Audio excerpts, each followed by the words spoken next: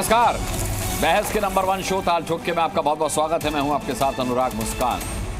देखिए, हरियाणा में हिट होने के बाद योगी अब अंधाधुंध और धुआंधार प्रचार करने के लिए झारखंड पहुंच चुके हैं, जहां उन्होंने बरका गांव में नीरा यादव और हजारीबाग में अमित यादव के लिए प्रचार किया और हिंदुओं को एकजुट करने वाली बातें दोहराई, जो हरियाणा से निकलकर पूरे देश और फिर कनाडा तक पहुंचे। झारखंड में योगी ने हिंदुओं को 4 संदेश दिए हैं। पहला, जातियों में मत बंटो। दूसरा, जब बटे तब निर्ममता से कटे। और तीसरा, ताकत का एहसास कराओ। और चौथा, राम मंदिर के साथ काशी मथुरा को भी मुद्दा बनाओ। अब हम इन चारों मुद्दों पर एक एक करके बहस करेंगे। बहस आज जरूरी है क्योंकि योगी ने हरियाणा वाला दांव झारखंड में चल दिया है। क्योंकि सवाल उठ रहा है कि क्या योगी झारखंड में माहौल बना पाएंगे, क्योंकि बटेंगे तो कटेंगे नारे पर सवाल उठाया जा रहा है और योगी जाति कार्ड पर भारी पड़ रहे हैं। घुसपैठी और पत्थरबाज योगी के निशाने पर। इसीलिए आज की डिबेट जरूरी है और इन्हीं मुद्दों पर हम ठोकेंगे ताल और जिम्मेदारों से पूछेंगे सवाल। लेकिन उससे पहले ये छोटी सी रिपोर्ट देखते हैं।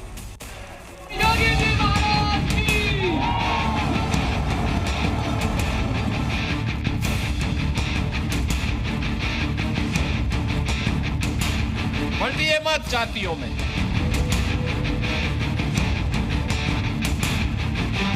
आज ये लोग यात्रा रोक रहे हैं। बहनों और भाइयों, आने वाले समय में घरों के अंदर घंटी और शंख भी नहीं बजाने देंगे। जब भी जाति के नाम पर, क्षेत्र के नाम पर, भाषा के नाम पर बंटे हैं तो निर्ममता से कटे भी हैं।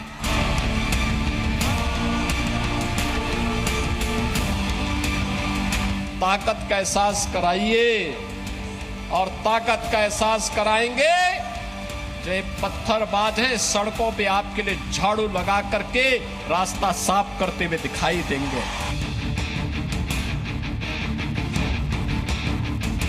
500 वर्षों के बाद अपनी जन्मभूमि पर विराजमान हुए। ये तो एक शुरुआत है, शुरुआत। आप इशारा भी समझे होंगे ना, ये शुरुआत है। अयोध्या में, मथुरा में भी यही इंतजार होने वाला है। बटेंगे तो कटेंगे, किसको बोला? बांटने वाले ही तुम हो और काटने वाले भी तुम हो। अभी तो हाल ये है, और जिस प्रकार की घुसपैठ ये लोग करवा रहे हैं बांग्लादेशी घुसपैठियों का, जिस प्रकार की घुसपैठ इन लोगों ने रोहिंग्या का झारखंड के अंदर कराना प्रारंभ किया है, अगर डेमोग्राफी चेंज इसी प्रकार की होगी, आज ये लोग यात्रा रोक रहे हैं। बहनों और भाइयों, आने वाले समय में घरों के अंदर घंटी और शंख भी नहीं बजाने देंगे। और इसलिए आवश्यकता है, आपसे कहने के लिए आए हैं, भाजपा को लाइए, एक रहिए और नेक रहिए। मैं तो बार बार कहता हूं, देश का इतिहास गवाह है, इस देश का इतिहास गवाह है। जब भी जाति के नाम पर, क्षेत्र के नाम पर, भाषा के नाम पर बंटे हैं तो निर्ममता से कटे भी हैं। हम बार बार इस बात को कहते हैं, जाति के नाम पर मत बंटिए। ये बांटने वाले लोग देश के साथ धोखा दे रहे हैं। इनको देश इनके एजेंडे का हिस्सा नहीं है। ताल ठोके में आज हमारे साथ हमेशा की तरह खास मेहमान जुड़ चुके हैं। मैं इंट्रोडक्शन करा देता हूं। अजय आलोक है हमारे साथ, भारतीय जनता पार्टी के प्रवक्ता। रामकृपाल सिंह, वरिष्ठ पत्रकार, यहां स्टूडियो में मेरे साथ मौजूद हैं। आज MIM से नेता दानिश कुरैशी साहब भी हमारे साथ स्टूडियो में मौजूद हैं। नवीन दुबे राजनीतिक विश्लेषक हमारे साथ स्टूडियो में मौजूद हैं और मुस्लिम स्कॉलर मुमताज आलम साहब हमारे साथ यहां स्टूडियो में मौजूद हैं। मैं सभी का बहुत बहुत स्वागत करता हूं। और सबसे पहले अजय आलोक, आपसे मैं जानना चाहता हूं कि अभी तक तो आपत्ति विपक्ष को बटेंगे तो कटेंगे पर ही थी। अब इसके बीच में योगी जी ने निर्ममता और जोड़ दिया है कि बटेंगे तो निर्ममता से कटेंगे। इतना हाइपर क्यों हो रही है बीजेपी, खासकर योगी आदित्यनाथ? ऐसा क्या संकट आ गया? भाई केंद्र में भी आपकी सरकार है, तमाम राज्यों में आपकी सरकार है, विपक्ष की ताकत इस देश में कितनी है? या फिर जितनी बड़ी है 2024 में, उसके बाद ये जरूरी हो गया इस तरीके का बयान देना? देखिए, विपक्ष की ताकत अगर आप बात कर रहे हैं और उसको राजनीतिक पहलू से समझिएगा तो एक छोटी सी हिंदी का अनुवाद करके आपको बताता हूं जी। सांप चाहे बड़ा हो, चाहे सांप छोटा हो या सांप का बच्चा हो, जहरीला हमेशा होता है। हाँ। तो उसको छोड़ना नहीं चाहिए। यहाँ पे बटेंगे तो कटेंगे और निर्ममता से कटेंगे, ये उन्हीं सांपों के लिए जो बांग्लादेश में हम देख रहे हैं किस तरह से कटे। हाँ। जब देश का विभाजन हुआ था तो हमने देखा किस तरह से कटे। हाँ। जो कांग्रेस के 70 साल में हर साल दंगे होते थे, 10-10 दंगे, और किस तरह से लोग कटते थे। अगर ये सब चीजें याद नहीं दिलाइएगा और सिर्फ सफलता की सीढ़ियां चलते चलिएगा। अजय आलोक जी, याद दिलाने में बुराई नहीं है, लेकिन 2014 से आपके पास है देश। तो याद दिलाने में दिक्कत क्या है? 2014 से देश आपके पास, इसीलिए तो 2014 से देश हमारे पास है, इसलिए सुरक्षित है। एक भी दंगे नहीं हुए कहीं। तो जब सुरक्षित है तो फिर ये कहने की क्या जरूरत है? जब सुरक्षित है तो घंटे और शंख पर संकट क्या है? घंटे और शंख पे बिल्कुल संकट है। जहां डेमोग्राफी चेंज हो रही है, ये हम देख रहे हैं कि जहां डेमोग्राफी चेंज हो रही है वहां पे हमारे रामनवमी के जुलूस पे पत्थर फेंके जाते हैं। वहां मंदिरों में पूजा करने पे रोक लगाई जाती है। वेस्ट बंगाल, कलकत्ता चले जाइए, नहीं कर सकते हैं पूजा करने का सेस लगाती है वहां पे टीएमसी के गुंडे। जरा मुर्शिदाबाद आ जाइए, जरा बिहार के सीमावर्ती राज्यों में आ जाइए, देखिए कितनी तेजी से डेमोग्राफी बदल रही है। जिस झारखंड में योगी जी बोल रहे थे, उन्हें ऑन रिकॉर्ड है ये, 1991 में आदिवासियों की आबादी 43.2% थी। आज 2024 में आदिवासियों की आबादी घट के आ गई है 28%। 15% कहां गया आबादी? मुसलमान 9 से बढ़ के 19% हो गए उसी झारखंड में। कैसे हो रहा है ये सब? और नहीं अगर मिलकर रहेंगे, नहीं चेतेंगे तो हमारा देश फिर बटेगा। ऑलरेडी हम बांट चुके हैं, बांग्लादेश बढ़ चुका है, पाकिस्तान बढ़ चुका है, ये सब अखंड भारत का हिस्सा थे। तो अपने लोगों को अगर हम नहीं समझाएंगे तो नेतागिरी किस बात तक कर रहे हैं? मुख्यमंत्री बनने के लिए या प्रधानमंत्री बनने के लिए या सत्ता की मलाई खाने के लिए नहीं। ये एक संघर्ष है जो 24 घंटा सालों भर निरंतर करना पड़ेगा अगर अपने अस्तित्व को बचा के रखना है तो। अजय आलोक, लेकिन ये सवाल डेमोग्राफी पर जब भी हमने उठाया तब विपक्ष ने ये सवाल भी उठाया है कि भाई गवर्नर साहब क्या कर रहे हैं झारखंड के? वो केंद्र को क्यों नहीं इतला दी जब डेमोग्राफी चेंज होती रही? जब पूरी डेमोग्राफी बदल गई तब जागे हैं? पूरी डेमोग्राफी नहीं बदली है। अगर आप जाएंगे वहां, अनुराग जी, आप झारखंड के गांवों में जाएंगे तो आप वहां देखेंगे जवाई क्लब बना हुआ है। जवाई क्लब बना के बसाया जा रहा है। आते हैं आदिवासी लड़कियों, उसको फुसला के उनसे शादी कर लेते हैं, वहीं बस जाते हैं, फिर अपने और रिश्तेदारों को बुला लेते हैं। भारत बांग्लादेश का बॉर्डर इतना बड़ा है, पूरा मैंड बॉर्डर तो है नहीं, फेंसिंग तो की हुई नहीं है, खेत से खेत मिलता है, लोग आराम से पार कर जाते हैं। भारत नेपाल में भी वही हाल है। एक बड़ी मुश्किल से हम चाइना और पाकिस्तान के साथ फेंसिंग कर पाए। वो चाइना के साथ मेजॉरिटी जगह में हिल्स में बॉर्डर है, तभी फेंसिंग पॉसिबल नहीं है। लेकिन चाइना में डर के मारे कोई मुसलमान जाता नहीं है। वो एक उइगर मुसलमान है, उनको भी पूछ के ही नमाज पढ़नी पड़ती है वहां, और वो भी मना कर देते हैं कि आज नमाज नहीं पढ़ा जाएगा, तो वहां नमाज भी नहीं होती है। लेकिन भारत में ऐसा नहीं है।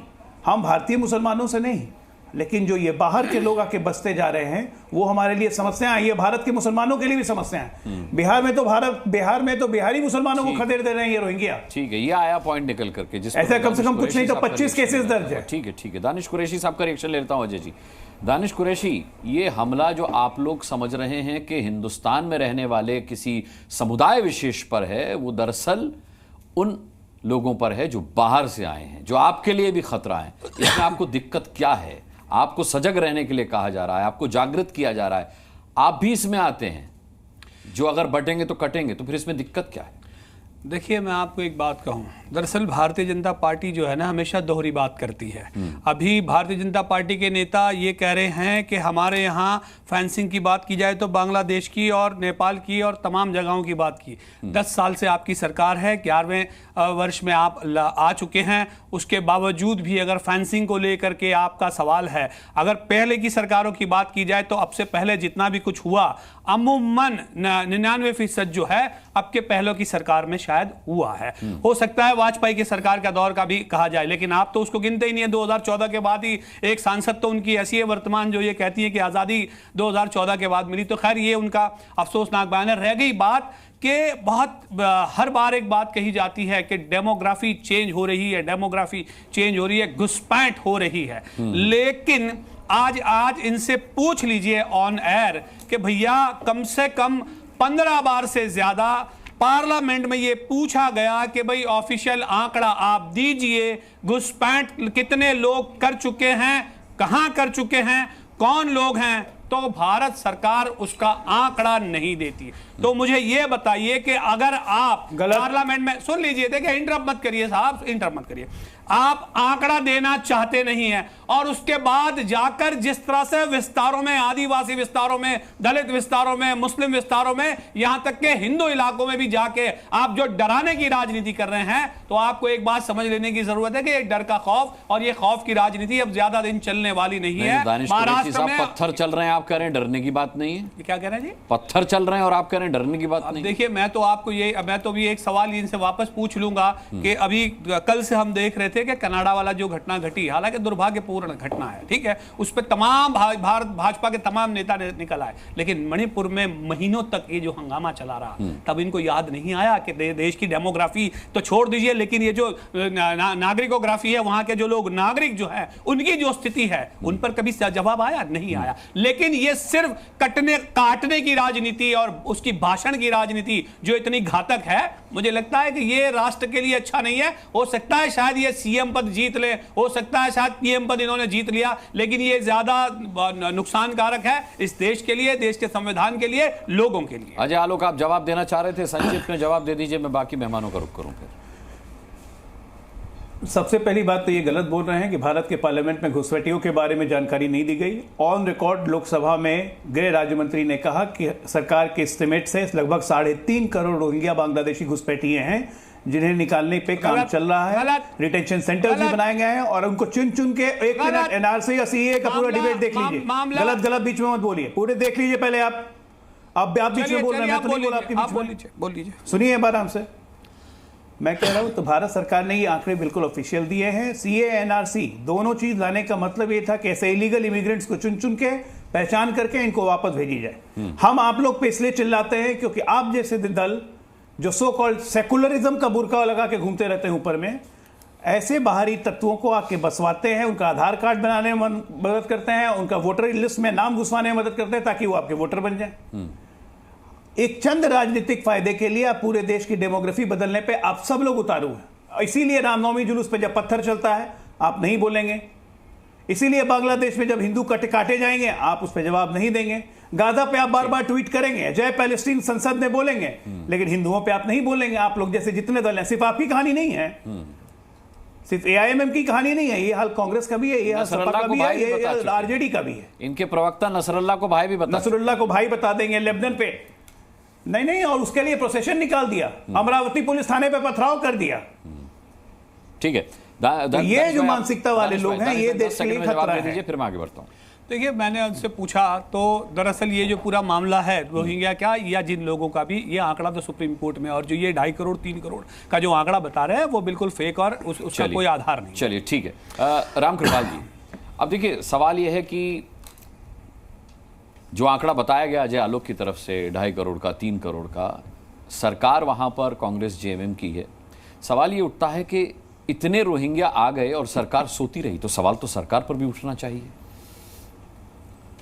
निश्चित तौर पर सरकार पर हर सवाल उठता है, लेकिन देखिए अनुराग जी, एक बात मैं कह रहा हूँ, अमेरिका जो 26 ट्रिलियन 30 ट्रिलियन की इकोनॉमी है, इतनी बड़ी, पूरी संपदा का सबसे बड़ा हिस्सा उसके पास है, वो भी अपने बॉर्डर को घुसपैठ से नहीं रोक पाया है।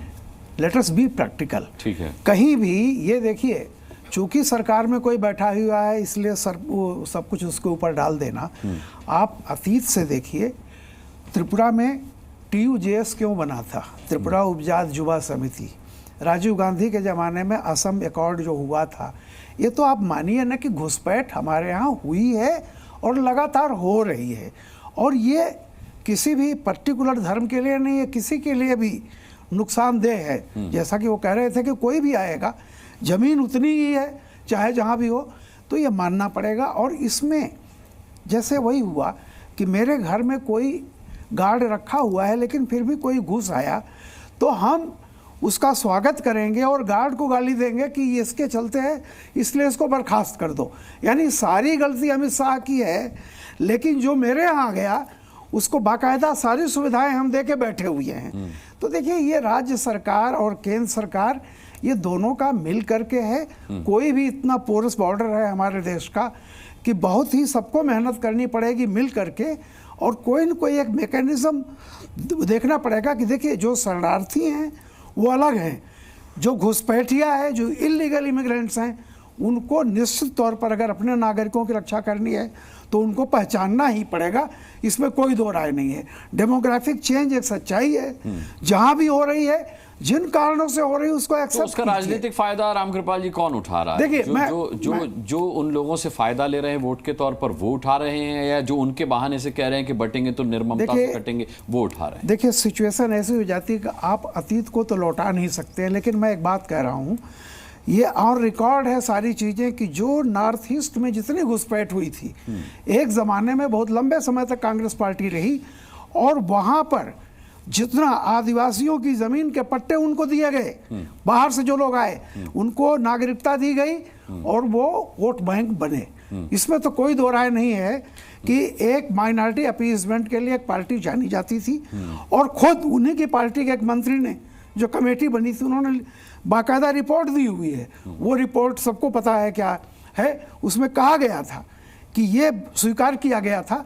अब रही बात, चूंकि आज की जो समस्या है, अब वो तो समस्या है सामने, उसका इस्तेमाल लोग अपने अपने हिसाब से करते हैं, क्योंकि प्रत्यक्ष तो है ही है, घुसपैठ आए हैं। अब जैसे NRC आया था, या वो क्या है कि वो दो चीज़ें हैं, नेशनल UCC की बात, हाँ नहीं, UCC नहीं, मैं कहता हूँ कि NRP या क्या था, नेशनल पॉपुलेशन रजिस्टर, CA और NRC। CA तो आ गया। सवाल इस बात का है कि उसमें किस बात का अब लोगों को मतभेद है। जब राजीव गांधी का अकॉर्ड हुआ था, सारी चीज़ें उसमें सीधी है, अगर जो सिटीजनशिप नहीं साबित कर सकता उसको बाहर निकालिए। असम में एक प्रैक्टिस हुई इस बात की। मैं मानता हूँ कि सभी पार्टियों को मिल करके देखना चाहिए कि जो वाकई घुसपैठियों बाहर जाएं, जो हमारे अपने जिनको शरणार्थी दिया गया है, आपने जिनको लीगली रखा है, उनको नागरिकता दीजिए। इसमें क्या होता है, फिर वही पॉलिटिक्स होती है, अपीजमेंट पॉलिटिक्स, कि ये इनके वोटर हैं, तो काउंटर पोलराइजेशन होता है कि हमारे वोटर हैं। तो ये विशुद्ध रूप से राजनीति चल रही है। मुमताज आलम रिजवी, आपने योगी आदित्यनाथ का बयान सुना, जो पहले वाले बयान से आगे बढ़ करके उन्होंने एक तो उसमें निर्ममता जोड़ा, जो बटेंगे तो निर्ममता से कटेंगे, और दूसरी बात उन्होंने ये कहा कि जो पत्थर मारते हैं, जो पत्थरबाजी करते हैं, अगर तुम एक हो जाओगे तो वो आकर तुम्हारे लिए रास्ता साफ करेंगे, झाड़ू लगाएंगे। एक आशंका उन्होंने और जाहिर की कि अगर एक नहीं हुए, अगर बट गए, तो फिर न तो अपने घर में घंटी बजा पाओगे, न शंख बजा पाओगे। देखिए मुस्कान जी, शंख और घंटी की बात है तो मुगलों के दौर में बादशाह अकबर के घर में शंख भी बजता था और घंटी भी बजती थी। देख लीजिए आप, जोधा जो है, लेकिन अब ना तो नाव में मंदिर बनने दिया जाता है और ना बरेली में मंदिर बनने दिया जाता है। एक मिनट, कि उसकी घंटियां बजेंगी तो हमें नमाज में दिक्कत होगी, ये भी सच है ना? उसकी वजह यही है कि इन्होंने नफरत फैलाई। उसकी वजह मुसलमान नहीं तो मुगलों के दौर में तो मुसलमान जिससे जो है करने लगे। नहीं, अरे भाई, ये नफरत, जब आपस में आप इतनी नफरत पैदा कर दोगे, जब एक दूसरे को सामने खड़ा कर दोगे, और जब कटने और बटने की बात करोगे तो क्या होगा? और ये कराया जाता है मुस्कान जी, वरना हर जगह लोग आते थे और लेकिन साथ में बात पत्थरबाजों करते के थे। हाथ में पत्थर उन्होंने तो नहीं दिए ना। देखिए, पत्थर भी साजिश का हिस्सा है। अच्छा। वरना क्या वजह है कि कश्मीर में तो आपने बंद करवा दिया और पूरे देश में आपके आने के बाद पत्थर चलने लगे? कौन साजिश कर रहा है? और कई जगह पे बेनकाब भी हुए, चाहे हैदराबाद हो, चाहे अयोध्या हो और चाहे बुलंदशहर हो, कई जगह पे बेनकाब हुए हैं। अब एक चीज मैं आपको बताऊं कि हो क्यों रहा है। मुझे 2 मिनट बस दे दीजिएगा मुस्कान जी, बहुत मेहरबानी होगी। देखिए, बात यह है कि 10-11 साल हो गए सरकार के। 2021 में जनगणना होनी थी। अभी कह रहे थे झारखंड में, इनको कैसे पता चल गया? जनगणना तो ये करा नहीं पाए अभी तक, तो इनको कैसे पता चल गया कि वहां डेमोग्राफी जो है वो बदल गई? कैसे पता चला? नंबर 1, डेमोक्रेसी मत बदलवाइए सर। नहीं, डेमोग्राफी मैं कह रहा हूं, मैंने फौरन पलट दिया। भाजपा तो इसी तो चिपराग में है। नहीं, ये तो झूठ ऐसे ही बोलते हैं। अच्छा, दूसरी चीज मैं आपको बताऊं वजह क्या है। सुन लीजिए मुस्कान जी, वजह यह है कि जब हम विश्व रैंकिंग में भारत को देखते हैं, जिस पे जिक्र नहीं करते, तो हम देखते हैं कि भ्रष्टाचार में 180 देशों में 93 नंबर हमारा है। इसी तरीके से ग्लोबल हंगर इंडेक्स में जब हम देखते हैं तो वहां पे 127 देश में 105वां नंबर हमारा हो जाता है। उस पर ही जिक्र नहीं करेंगे। वर्ल्ड प्रेस फ्रीडम, ये आपके लिए मुस्कान जी, जब 180 देशों में देखते हैं तो 161वां नंबर हमारा है। इस पर ये बात नहीं करेंगे। और आ जाइए, जब महिला की सुरक्षा, ये बात कर रहे हैं ना महिलाओं की बात, जब महिला सुरक्षा की बात आती है तो 170 देशों में हमारा 148वां नंबर है। और इसी तरीके से बेरोजगारी देख लीजिए, आर्थिक व्यवस्था देख लीजिए, तो इस पे और मैं आपको बताऊं, देखिए ये बार बार हिंदुओं की बात करते हैं। आप बताइए, गंगा पर अब तक, मुस्कान जी, गंगा पर अब तक 20,000 करोड़ रुपया खर्च हो चुका है। लेकिन गंगा आप जाकर देख लीजिए, जमुना तो आप बगल में देख लीजिए, इस पर जो है तकरीबन मैं आपको बता रहा हूं कि 13। ये सवाल तो जमुना वाला सवाल तो आपको केजरीवाल जी से नहीं, पूछना चाहिए। ये सब आम आदमी शामिल है। पार्टी से पूछ रहे हैं। नहीं, इसमें सब शामिल है, क्योंकि दिल्ली में तो इस बात की लड़ाई सरकार किसकी है? यहाँ एलजी सरकार चलाएगा कि यहाँ मेरे सीएम? आपके पास लंबी है, मैं और एक और बयान सेंटर जो है, सुनाता हूं। सेंटर जिम्मेदार है। एक मिनट देखिए, तो 13,000 करोड़ रुपया जो है इन्होंने खर्च किया। इसलिए मैं, और जमुना सिर्फ दिल्ली में थोड़ी है मुस्कान जी, कि दिल्ली की आप कह रहे हैं बात करें, तो इसलिए मुझे लग रहा है कि ये सिर्फ और सिर्फ भटका रहे हैं। और जहां तक कि बार बार एक रहेंगे, तो एक का मतलब ये मैं समझ नहीं पाया ना। तो एक मिनट मुस्कान जी, बीजेपी के मौजूद है, वो हमें समझा दे कि एक का मतलब ये है कि जैसे योगी जी एक हैं या मोदी जी एक है। क्या है एक का मतलब? कैसे एक का मतलब? ये मैं समझ नहीं पा रहा हूं। पूछ लेते हैं अभी, अजय आलोक से पूछेंगे। पूछिए जरा से, क्या योगी ने झारखंड में सिर्फ एकजुटता की बात ही नहीं की है, बल्कि चुनाव की याद दिलाई और कहा कि यही वो समय है जब हम अपनी ताकत का एहसास करा सकते हैं, और जब आप ताकत का एहसास कराएंगे तो पत्थरबाज आपके लिए रास्ता साफ कराएंगे। 17 के पहले यात्रा नहीं निकालनी दी जाती थी, और आज हेलीकॉप्टर से पुष्प वर्षा होती है। ताकत का एहसास कराइए, और ताकत का एहसास कराएंगे जो ये पत्थरबाज है, सड़कों पे आपके लिए झाड़ू लगा करके रास्ता साफ करते हुए दिखाई देंगे। ये बजरंगी पताका हर घर में फहराई हुई दिखाई देगी, और उस ताकत का एहसास कराने के लिए ही ये चुनाव आपके पास है। भाई अजय आलोक जी, राम मंदिर आपने बनवाया, सुप्रीम कोर्ट के आदेश के बाद वो राम मंदिर बना, आप अयोध्या हार गए। अब किस बजरंगी पताका की बात हो रही है, किस घंटी और किस शंख की बात हो रही है, और किस ताकत की बात हो रही है कि ताकत दिखाओ? ये किस तरीके की ताकत दिखाने की बात योगी जी कर रहे हैं, मैं आपसे समझना चाह रहा हूं। नहीं अनुराग जी, बहुत आराम से, इसमें कोई ज्यादा विशेष समझने की बात नहीं है। अगर आप ऐसी ताकतों को अपने सर पे बैठाएंगे जो कि आप ही का विनाश करने पे तुली हुई हो, जो हिंदुस्तान का विभाजन करने के लिए तुली हुई हो, जिनकी सोच में हो सरतन से जुदा, सरतन से जुदा, और उस पर एक शब्द किसी के मुंह से नहीं निकलेगा। अगर आप ऐसी ताकतों को बुलाएंगे कि फ्रांस में कुछ होगा और 1 लाख लोग जुट जाएंगे आजाद मैदान मुंबई में, तो ये किसकी ताकत आप दिखा रहे हैं? तो अगर आज योगी जी कह रहे हैं कि हिंदुओं को एकजुटता जरूरी है और ताकत दिखानी जरूरी है और ताकत में रहना जरूरी है, नहीं तो इसी तरह डेमोग्राफी बदलती जाएगी। अभी समाजवादी पार्टी के एक सांसद ने खुलेआम कहा कि 30% मुसलमान हो गए हैं, 10% और आबादी बढ़ानी है, उसके बाद यहाँ रह ले हिंदू, एक जगह भी जीतने नहीं देंगे। मुर्शिदाबाद के सांसद, टीएमसी के सांसद ने खुलेआम कहा कि यहाँ 30% हिंदू बचे हुए हैं, सबको काट के भागीरथी में फेंक देंगे। जिसमें मिथुन चक्रवर्ती ने कहा कि हम भी काटेंगे लेकिन फेंकेंगे तुम्हारी जमीन में, मतलब बांग्लादेश में। तो जब इस तरह की डेमोग्राफिक ताकत बदलती है तो हिंदुओं का हश्र बुरा होता है। ये हमने देखा है। देश के विभाजन के समय भी जितने पाकिस्तान से हिंदू कट के आए थे, वो क्या था? ये एक वहशी मानसिकता है जो इस देश में पनप रही है। इस वहशी मानसिकता को हवा दे रहे हैं हमारे विरोधी राजनीतिक। मुसलमान नहीं कटे थे उस वक्त भाई, उस वक्त तो दंगा ही हो गया था। हाँ, दंगा कराने वाले, काटने और बांटने वाले अंग्रेज थे, जिसके आप पैरोकार थे। दंगा हुआ था, जिसके आप पैरोकार थे। दंगा करवाता कौन है? जिससे आपने माफीनामा लिया था, जिससे आपने पेंशन ली थी, उन्होंने दंगे कराए थे। हाँ, उसमें बेकसूर मुसलमान भी मारे गए, बेकसूर हिंदू भी मारे गए, बेकसूर सिख भी मारे गए, वो तो सब मारे गए। बाबरी मस्जिद गिरी, उसके मुंबई को बम धमाकों से दहला दिया। तो नहीं गिरी बाबरी मस्जिद, कौन मरा? आतंकवादी हमला नहीं था बाबरी मस्जिद पर।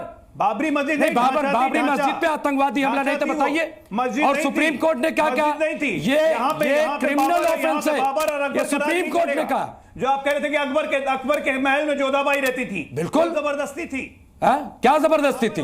क्या जबरदस्ती थी? अच्छा चलिए, रामायण, तुलसीदास ने रामायण किसके दौर में लिखी? इज्जत से आप मत लीजिए। तुलसीदास ने, ठीक है ना, तुलसीदास ने रामायण किसके दौर में लिखी? इज्जत से लेने की जरूरत नहीं है। अरे भाई, आप हमें सिखाएंगे क्या? हमारी जिसकी मर्जी होगी इज्जत से नाम लेंगे, पूजा पाठ करेंगे, सब जो हमारा दिल चाहे करेंगे। आपके कहने से थोड़ी करेंगे। आप करिए पूजा पाठ करिए। नहीं करने दोगे आप? करिए, मैं करवाता हूं। अरे आप वो भी, क्योंकि आपकी राजनीति खत्म हो जाएगी। अरे पूजा पाठ नहीं करने दोगे, नहीं करने दोगे। पहले याद है ना, कहोगे ये देखो ये आए हैं ड्रामा करने, ये हमें जो है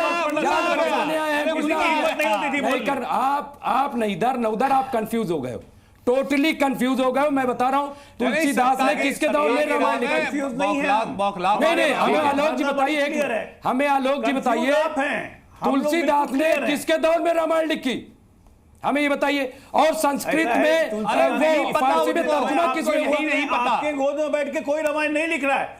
कमाल हो गया, ना आप लोग कबीरदास, कमाल हो गया। आपने फारसी में तर्जुमा कराया था क्या? मुगलों ने कराया था। पूरी दुनिया में मुगलों ने महाभारत और रामायण को फैलाया।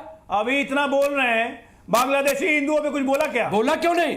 अरे मणिपुर पे कहां बोला आपने? अफसोस है कि आप चुप थे। मणिपुर पे तो आप बोल ही नहीं पाए। नहीं, हम बांग्लादेश में बोल रहे हैं। महिलाओं के साथ एकदम दुर्दशा हो गई, तब जाकर प्रधानमंत्री बाहर निकले। नारा देंगे उसमें नहीं, आलोक जी नहीं बोलेंगे। आलोक बांग्लादेश की इतनी चिंता है, मणिपुर की नहीं है। नहीं, एक मिनट, रैली करने आलोक जी चले गए, आपके तमाम नेता, लेकिन बांग्लादेश पे एक भी रैली नहीं निकाली। निकालो रैली, मुमताज आलम रिजवी आगे रहेंगे उसमें, ताकत होने का हम आपके साथ हैं, निकालो रैली। लेकिन आपको वोट की राजनीति करनी है, आपको वोट लेना है, और आपको डर हो गया है। नवीन दुबे साहब को लाते हैं। मुस्कान जी, मैं आपको बता दूं, 2004 में जब लोकसभा का भी चुनाव हुआ, इसमें 400 पार ये गए नहीं, 24 की ये 240, हाँ 24 में, और 2040 पे सिमट गए। जब 2040 में सिमट गए तो इनको लगा रही ये तो हम बढ़ गए। ठीक है, तो हम बढ़ गए। नवीन दुबे जी, मैं राम कृपाल जी आपके पास आता हूं। नवीन दुबे जी, क्या ये बात सच है जो मुमताज आलम रिजवी कह रहे हैं कि भाई 2024 के इलेक्शन में जिस तरीके का मैंडेट आया उसके बाद लगा कि हम बट गए, और कहना पड़ रहा है कि बटेंगे तो निर्ममता से कटेंगे, या फिर कांग्रेस जिस तरीके से इस पर खेल रही है, आपको लगता है वो पॉलिटिकल माइलेज लेना चाहते हैं कि बांटने वाले भी यही हैं और काटने वाले भी यही हैं? निश्चित तौर पर अनुराग जी, राजनीतिक परिप्रेक्ष्य में देखें तो योगी आदित्यनाथ जी ने झारखंड में जाके जब ये कहा है कि यहां घुसपैठ बड़ी है, तो उससे एक तीर से दो निशाने उन्होंने साधने का काम किया है। एक तो उनका जो सेट एजेंडा है हिंदुत्व वाला, और दूसरा उन्होंने सीधा तीर चलाया है गृह मंत्री के ऊपर, क्योंकि इस देश के अंदर जो लोग राजनीति में दखल रखते हैं, जानकारी रखते हैं, वो ये जानते हैं कि गृह मंत्रालय बनाम उत्तर प्रदेश के मुख्यमंत्री तनातनी कायदे की चल रही है, और वो लंबे समय से चल रही है। इस पर उन्होंने सीधा निशाना वहां जाकर झारखंड की धरती से साध दिया कि भाई देखिए, गृह मंत्रालय की वीकनेस है, 10 साल की सरकार हो गई, 10 साल गृह मंत्री अमित शाह जी रहे हैं, और झारखंड के अंदर घुसपैठ का जो लेवल बड़ा है उसके लिए आपको समझना पड़ेगा कि यानी कि उनको कहीं ना कहीं माइनस करने का काम किया। और दूसरी चीज उन्होंने एक बात और कही कि आपको लड़ना पड़ेगा, अपने लिए। हाँ। क्या हुआ? राम गोपाल मिश्रा ने वही किया कि योगी जी के भाषण से और इन चीजों से प्रेरित होके वो किसी दूसरे के घर पर चढ़ गया। नतीजा क्या निकला? बेचारे की जान चली गई। 20-22 साल का युवा था। आज स्थिति यह है कि आप इस तरीके का आवाहन क्यों नहीं करते हैं अपने सांसदों, पार्टी के सांसदों और विधायकों से कि अपने परिवार के एक एक पुत्र को निकालिए और हिंदुत्व को बचाने के लिए सड़कों पर उतरें? क्यों नहीं आते हैं ये लोग? केवल जनता को क्यों बलि का बकरा बनाया जा रहा है? ये बहुत बड़ा मुद्दा है। जब गिरिराज सिंह निकलते हैं तो आप उनकी आलोचना करते हैं। जब गिरिराज सिंह निकलते हैं हिंदू जागरण यात्रा निकालते तब आप लोग जो है उनकी आलोचना करने लगते हैं। नहीं, बात आलोचना की नहीं। देखिए, गिरिराज सिंह एक सेट नेता है, उनके पास चाक चौबंद सुरक्षा व्यवस्था, केंद्रीय मंत्री हैं। उनके बच्चे कहाँ हैं? विदेशों में पढ़ रहे हैं अधिकांश सांसदों और मंत्रियों के बच्चे। और दूसरी चीज में कहूंगा, ये हिंदुत्व की बात करते हैं। कितने मंत्री और नेता और विधायक ऐसे हैं जिनके बच्चे आरएसएस के शिशु मंदिर में पढ़ते हैं? शायद एक भी नहीं मिलेगा ढूंढने से। तो पर उपदेश कौशल बहुत तेरे वाली जो प्रणाली भाजपा अपना रही है, ठीक है नवीन जी, लेकिन आप एक बात भूल गए। आप कह रहे हैं कि वो गृह मंत्रालय पर निशाना साध रहे हैं, गृह मंत्री पर निशाना साध रहे हैं, ये कह करके कि भाई डेमोग्राफी बदल गई और बटेंगे तो कटेंगे। लेकिन आप ये भूल गए कि हरियाणा इलेक्शन वो इसी नारे के दम पर जीते हैं। इस नारे का बहुत बड़ा योगदान है उसमें। और उसके बाद ना अमित शाह साहब पर कोई खतरा आया, ना गृह मंत्रालय पर कोई खतरा। कमियों से जीती है कांग्रेस के अंतर कलह के कारण भाजपा जीती है। भाजपा जीत गई तो कांग्रेस की कमियों की वजह से जीती है। एक दूसरे को हराने में लगे थे वहां हुड्डा के लोग और शैलजा के लोग। रामकृपाल जी, देखिए आज का टॉपिक आपका जो है मैं उसी पर बोलूंगा। देखिए दो चीजें हैं। ये जो आप कह रहे थे कि देखिए ये दरार हमेशा, मैं बार बार कहता हूं कि ये शाहबानों के समय से जो दरार पैदा हुई थी वो खाई में बदलती जा रही है। 86 से पहले, 87 से पहले आप पूरे देश में 47 को छोड़ दीजिए आज़ादी के बाद, कहीं भी कभी भी सांप्रदायिकता राष्ट्रीय स्तर पर कभी दिखाई नहीं पड़ती थी। लोकलाइज कभी दंगे होते थे, कभी बड़ौदा हो गया, अलीगढ़ हो गया, फलाना हो गया, बहुत ही सीमित। लेकिन 86 शाहबानों के बाद से ये जो सांप्रदायिकता राष्ट्रीय स्तर पर और अंतर्राष्ट्रीय हो गई, इसके लिए जिम्मेदार मैं आज भी कहूँगा कि कांग्रेस पार्टी है। वहीं से शुरुआत होती है और उसके बाद चेन रिएक्शन है सारी चीजें। और नहीं प्लीज, मैं आपके बीच में नहीं बोला था, नहीं बाद में याद दिला दीजिएगा। याद दिलाते हैं ताकि स्पीच अच्छी हो जाती है। आप सुन लीजिए।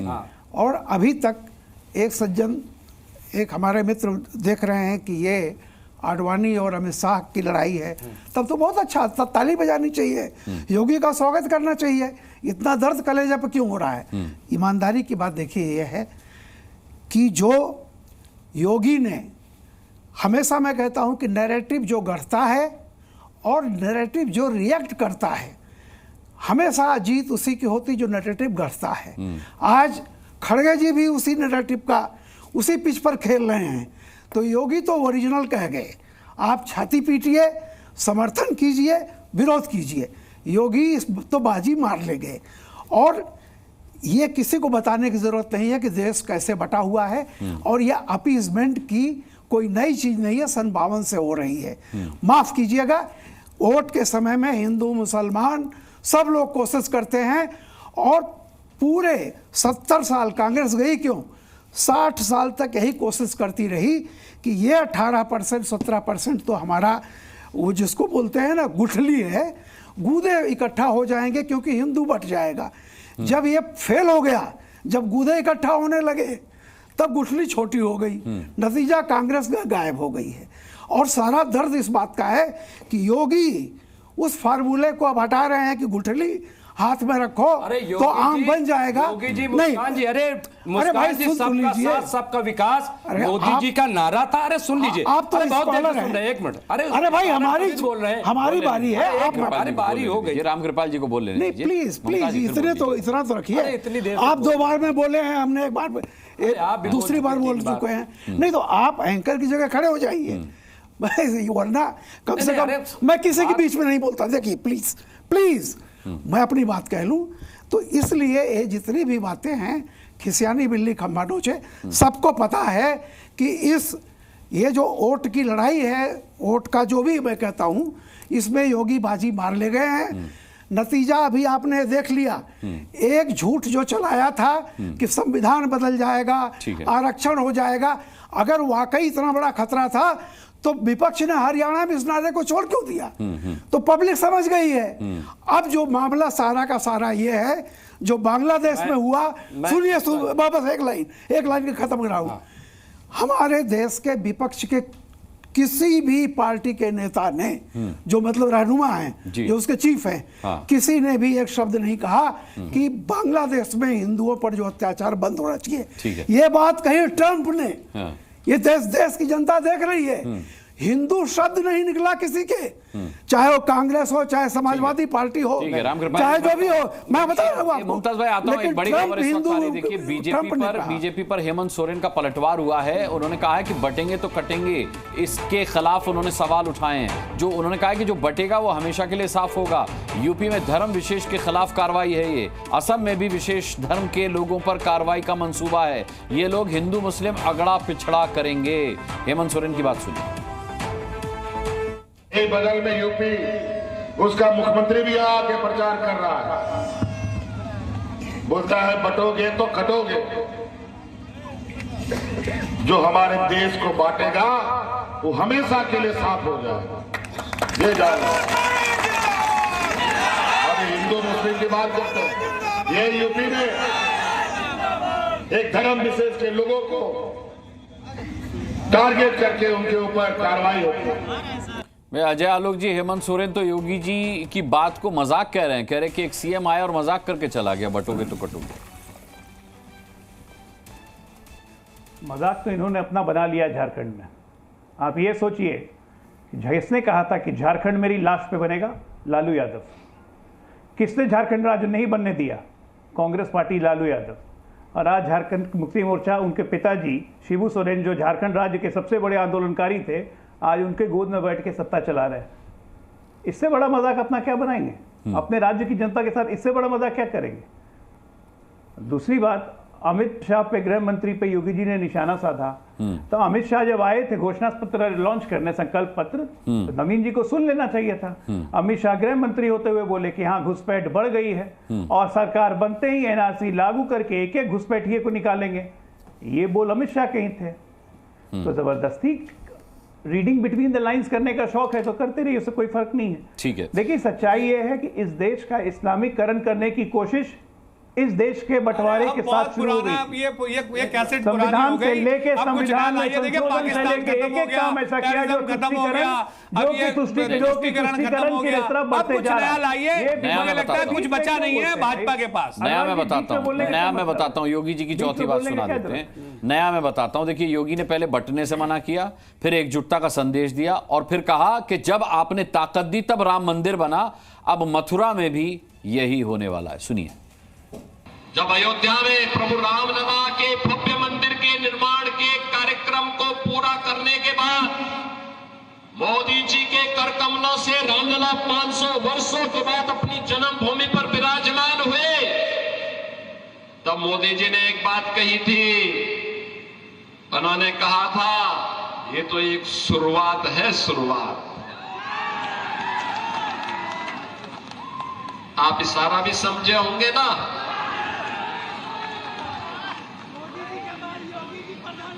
ये शुरुआत है अयोध्या में रामलला की अपने धाम में वापसी।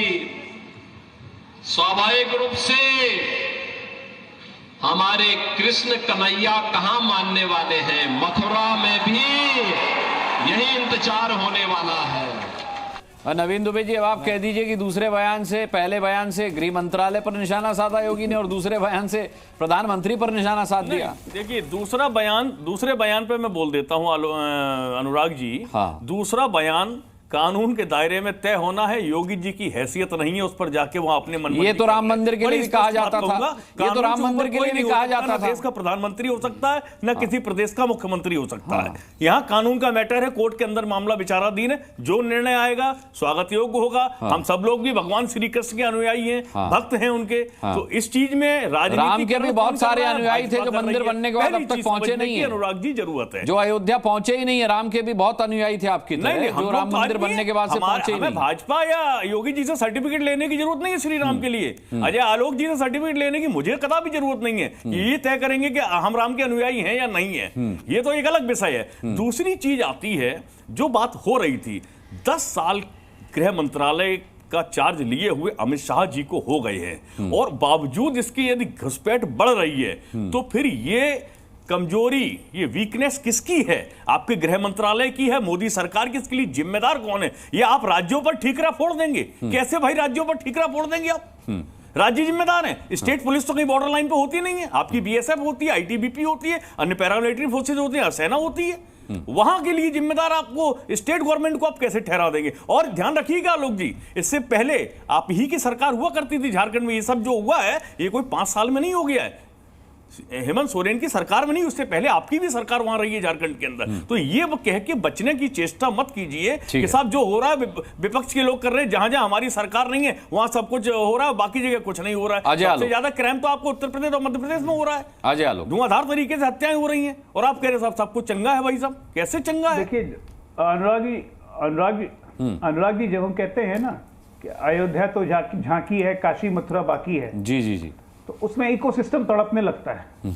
इकोसिस्टम तड़पने लगता है, कहता है इनकी हैसियत इनकी ये नहीं, जो करेगा। अरे भाई साहब कानून से ऊपर है क्या? तो करना था, कानून से ऊपर है क्या मुख्यमंत्री जी? कानून से ऊपर है प्रधानमंत्री जी, समझा दीजिए ना। अरे राम मंदिर कानून से बना ना। आप नो वन इज क्यों बोल रहे हैं? एबव द लॉ, बार खत्म भाई, बीच में क्यों बोल रहे हैं? ठीक है, अजय आलोक को बोलने दीजिए। आप ये बात कह चुके हैं, अजय आलोक बोलिए।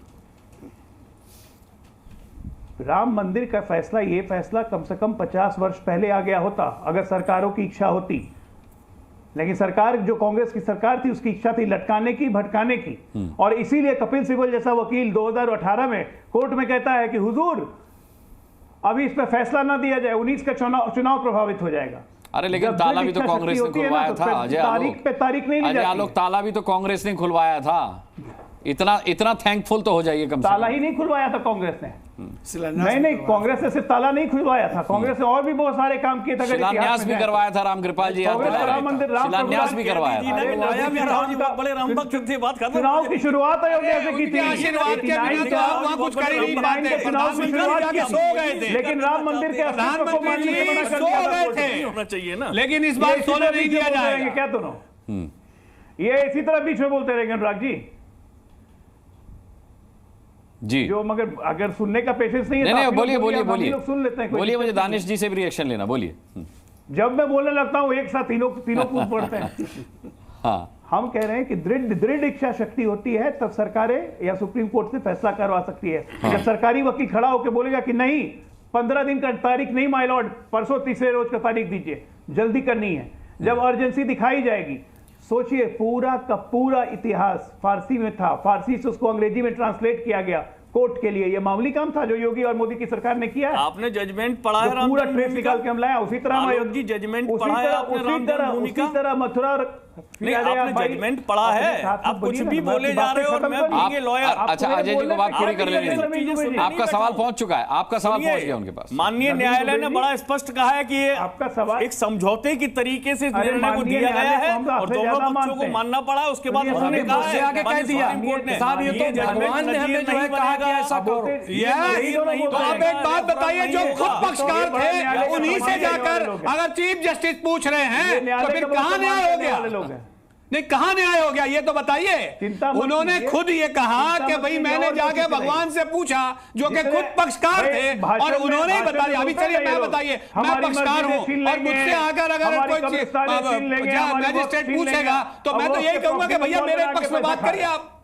ये लोग ऐसे हैं। नहीं, ये लोग कहां से? मैं तो कह रहा हूं, मैं नहीं कह रहा हूं, ये तो जिन्होंने कहा है उनकी बात कह रहा हूं। अरे तो ये तो बड़ा सवालिया निशान है मुसलमानों कि जो खुद पक्षकार थे उन्हीं से ही जाके जब आपने फैसला पूछ लिया। शांति से सुन तो लीजिए आलोक जी, अरे इतना कहेगा वो सुन लीजिए, सुनिए, एक बाबरी मस्जिद चली गई है, मुझे समझ में दूसरी नहीं जाने दी चुन चुन के निकालना, दूसरी नहीं जाने दी जाएगी। का तो कोई कंट्रोवर्सी, ऐसे लोगों को चुन चुन के निकालने आना है, कंट्रीब्यूशन ही नहीं था। अच्छा, और आप लोग जैसे लोग अगर समर्थन देंगे तो उनको जनता रिजेक्ट करेगी। अच्छा दानिश भाई, ये बता दीजिए कि मथुरा जन्मभूमि तो वक्फ की जमीन पर नहीं बनी है ना, मथुरा जन्मभूमि तो वक्फ की जमीन पर नहीं बनी है ना, क्योंकि योगी जी ने एक अलग जगह दी। आज के भाषण में उन्होंने साफ कहा है कि जब अयोध्या का राम मंदिर बना था तो मोदी जी ने जो इशारा किया था कि ये तो शुरुआत है, इसको आप समझ गए होंगे, तो अब वो मथुरा की तरफ इशारा कर रहे हैं। देखिए, मैं आपको एक बात कहूं, उनकी शुरुआत और उनका अंत ही इस तरीके की राजनीति को अंत में लेके चला जाएगा। आप देखिए, सबसे पहली बार जब वो आए तब, दोबारा जो आए तब, और तिवारा तब वो जब आए तब, इन तीनों चीज़ों को आप देखेंगे तो आपको समझ में आ जाएगा कि ये जो राजनीति कर रहे हैं ये ज़्यादा दिन की नहीं है। अगर उसी टर्म में अगर आप देखेंगे तो हरियाणा का रिजल्ट देखिए ना आप, इसी बात पर हरियाणा का रिजल्ट। मैं वही तो कह रहा हूँ, सुनिए बात, हरियाणा के मुख्यमंत्री नहीं बनेंगे ना योगी जी। योगी जी बनेंगे तो उत्तर प्रदेश के ही बने रहेंगे।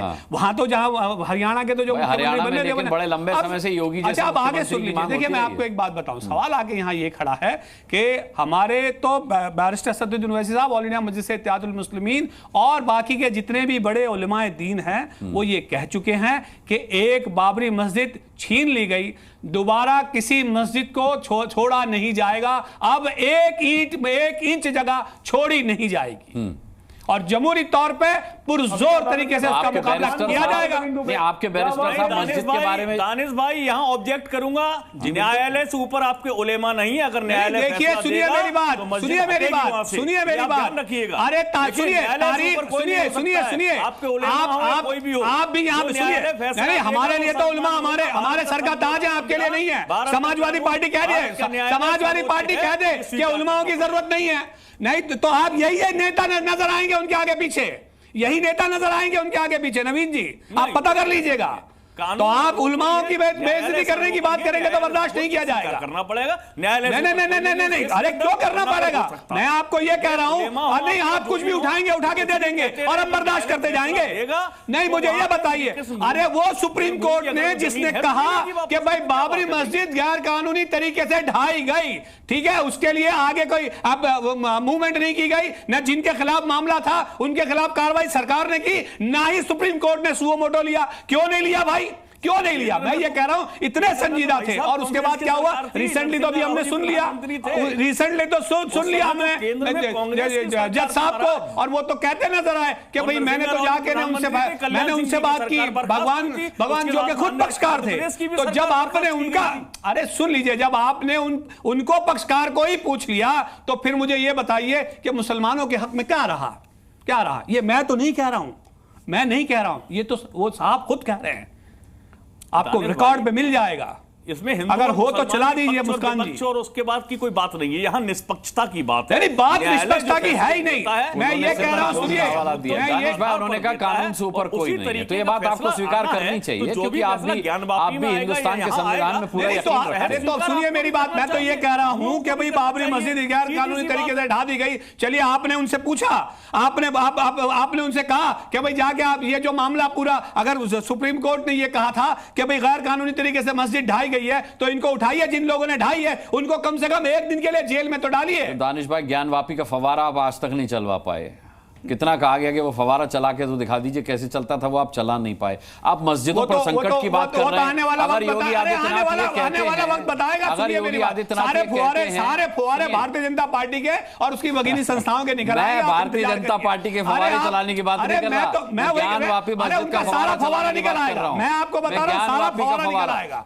अभी ये मौका नहीं है यहाँ बात करने का, लेकिन सारा फवारा निकल आएगा, इंतजार करिए आप। नहीं, अगर योगी आदित्यनाथ ये कहते हैं कि जो तुम्हारी शोभा यात्राओं पर पत्थर चलाते हैं, तो अगर ये ट्रेंड सेट हो गया, ये ट्रेंड आगे बढ़ गया, तो फिर तुम घर में घंटे भी नहीं बजा पाओगे, शंख भी नहीं बजा पाओगे।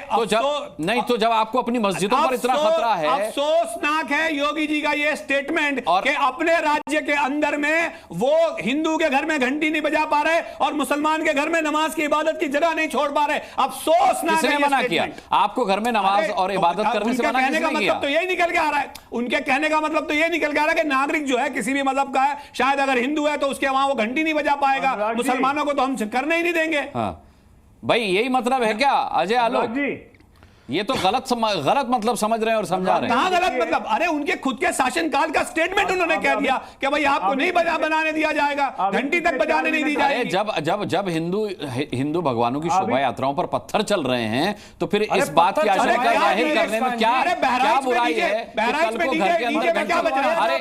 अरे एक बात बताइए, अच्छा एक बात बताइए, बरेली में बरेली में मंदिर नहीं मुमताज भाई, बरेली में मंदिर बनाने का विरोध क्यों किया गया कि आपके घंटे, आपके शंख से, आपके भजन कीर्तन से हमें नमाज में दिक्कत होगी।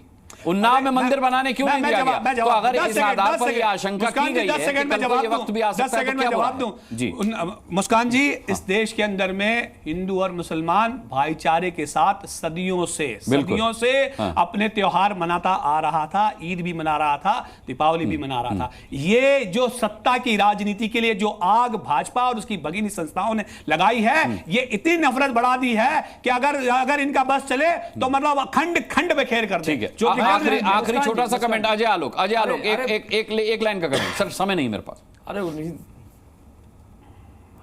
हमारे गीता और रामायण में कहीं नहीं लिखा है कि जो हमारे धर्म को ना माने वो काफिर होता है, वो कुफर होता है, लेकिन कुरान में तो लिखा हुआ है। तो नफरत कहां से आ रही है? तो हम पे नफरत का इल्जाम तो लगाइए मत। काफिर का क्या माने है? दूसरी बात नहीं बताओ, काफिर का मतलब क्या है बता दीजिए। ठीक है, काफिर का क्या मतलब दुश्मन थोड़ी होता है। इस्लाम को ना माने नहीं, इस्लाम को नहीं माने, ये कहीं लिखा ही नहीं। वो काफिर, अरे कहीं लिखा ही नहीं, फिर तो पढ़ के आइएगा। एक मिनट, ठीक है। मेरा समय आज की डिबेट का खत्म हुआ। जनता बहुत समझदार है। भाईजान की लड़ाई टीवी स्टूडियो पे आई। ठीक है, जनता जनार्दन है, जनता बहुत समझदार है, हर बयान का मतलब समझती है, हर नारे का मतलब समझती है। फैसला जनता पर छोड़ देना चाहिए। राजनीतिक पार्टियों का काम है राजनीति करना। सभी का बहुत बहुत धन्यवाद करना चाहूंगा। आप दर्शकों का भी ताल ठोक के देखने के लिए बहुत बहुत धन्यवाद करना चाहूंगा। कल शाम 5 बजे फिर किसी मुद्दे पर ठोकेंगे ताल। तब तक अपना बहुत बहुत ख्याल रखिएगा। मुझे अभी के लिए इजाजत दीजिए।